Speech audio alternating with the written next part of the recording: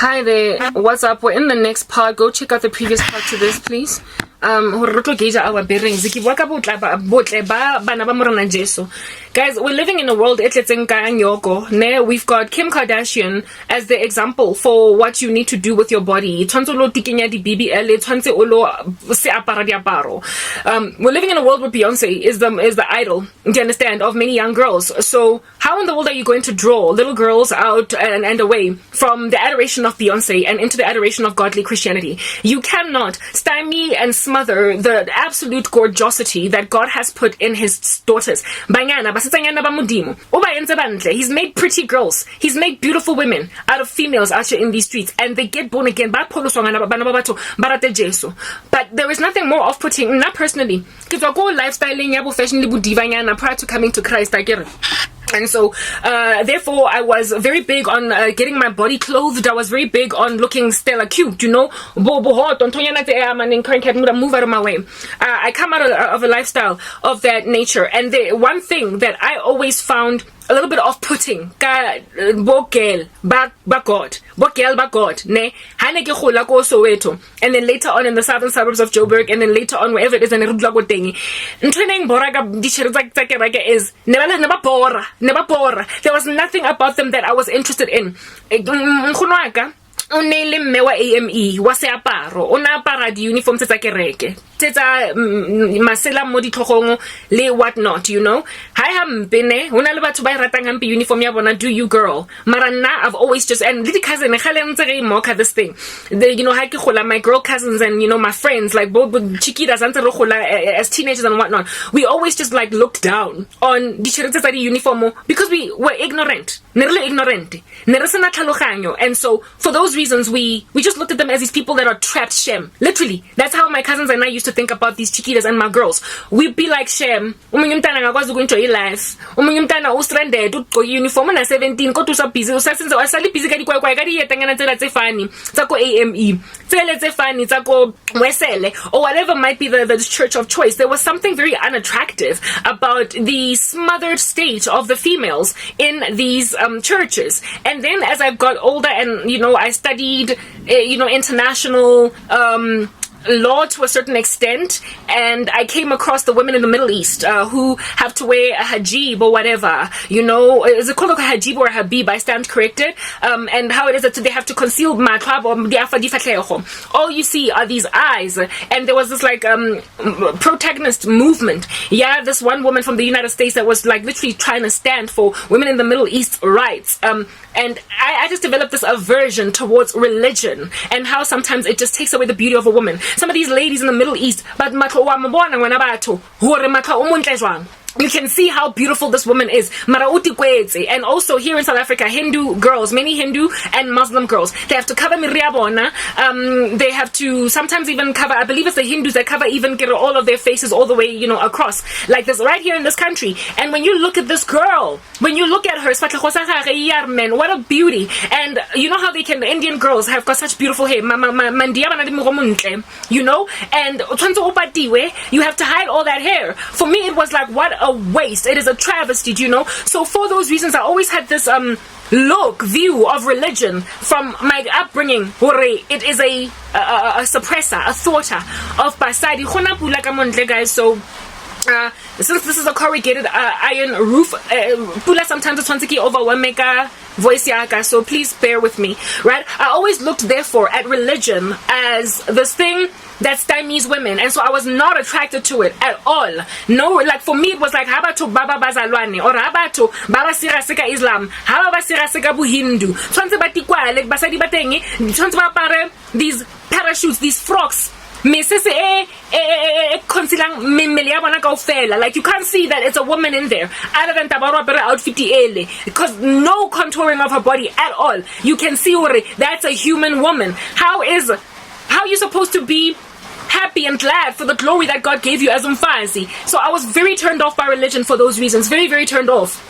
on the come up, you know, because I lacked understanding, and I also did not gauge God never intended for basadi ba gagwe ba sotlega kana ba ska bonagala, that it is the misogyny of certain men who are like toxic masculinity and excessive patriarchy that doesn't quite also understand God gantle esa interpreting lentswe la morena Jesu sentle, that has lorded over women ka di rules tsena and made it difficult for women to enjoy botle bocha le glory e modimo bo feeling e ba feeling bona. Do you understand what I'm saying? Only when I gave my life to Christ for real and I became a student of the scriptures did I find out that all these restrictions were draconian. I found out that all of these rules on basadi tama para lesela, tama para uniform yako AME le wesele, tamo kurumeza tlhoga ka tuku, tamo this, tamo that. I came to find out that it was all legalistic, and it was rules that were pressed down on women by misogynistic men, chauvinistic, who were using the name of God to oppress women. I also found out that the Lord is glad and happy entirely that a woman's beauty should be as a whole theme in a situation. And I know that that is true because of Storisa Rachel. How it is that is a Jacob, ne? Jacob, Rachel, he ended up with Leah first, and then got Rachel as a second wife. The God highlighted very richly in that scriptures the beauty of Rachel as a thing, and he never looked upon it with disdain. And the beloved and the wanted wife was Rachel, but Jacob found himself first with Leah and then Rachel. Hannah, the beloved wife of Elkanah, the beauty of Hannah is not made mention of. Mara, it is clear and overt in the scriptures that certain women are given a certain amount of glory, and God does not frown upon it. It is the work of his hands that he has made Umfazi so beautiful. And so every so often a woman will gain more favor with a man than another woman. Type establishment thing. Esther, in the Lord's word, in the book of Esther, she was made beautiful for a whole year. Alongside a whole bunch of other women. Esther participated in a beauty pageant in order to win the heart of a king. It's like the tantamount of a modern day, a historical version of the modern day show, The Bachelor. It's like King Xerxes was the bachelor, and Esther was the bachelorette that made it. And what is spoken of about Esther in the scriptures is that she was made beautiful. She was like spiced with perfume, myrrh, and spices. She was given jewelry and ornate garments. And so therefore it is not a sin. Hulo apara something and bling bling. Hulo apara moroko yana witiking inkargeya metric dancing. In order that it's not an issue to go out of your way outfit ya Deb and July. Insofar as you are modest covering your body and you are not lascivious, you are not sensual. Alright. So how about that fashion? You are not discounted or disqualified in the sight of God. The Proverbs 31 lady, because I've always loved fashion. And so for me, that was like a big challenge when I first came to faith. Do I have to be one of those ladies? And God was like, that is not from me, far be it from you. It is heresy, it is draconian, it is a yoke that is put on women that they cannot even deal with and take in their stride. The Proverbs 31 woman, it is written of Guyana that she is clothed in fine linen and purple, meaning linen fashion divanyana. But God also highlights to Yana Proverbs 31 woman yating hore.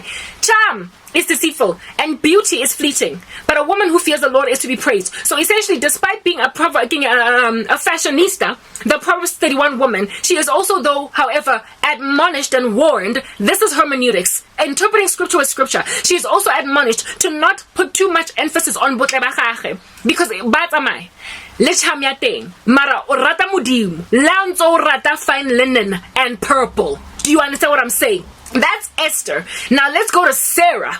Sarah was so gorgeous that in her 60s she had two kings. Two kings tried to take her from her husband, and God had to intervene on her behalf. Pharaoh le Abimelech. So the glory and the beauty of Sarah was worth mention, note, sufficiently enough for it to conquer the faculties of the Hositze too. And Mudimo Omo Pulusitze from Matsoho these grubby kings. Because una itse ngwana ka o montle and ke mo monna teng ga mo tlhokomela since a le montle hakan. So the more extremely beautiful a woman is, the more what we see in the scriptures, the Lord tends to protect women who get attacked, abused, and harassed just cause ngwana batho o tswetse a le montle. Hannah was harassed for being montle. Uphala penina. So too was Rachel. attacked for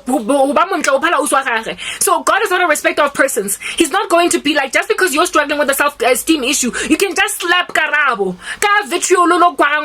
out of the blue because we're not at the mona. My daughter was made beautiful for my glory, and you don't get to tease her. I'm gonna rescue you from out of her hand, your hand, Penina. Let's move on to the next part.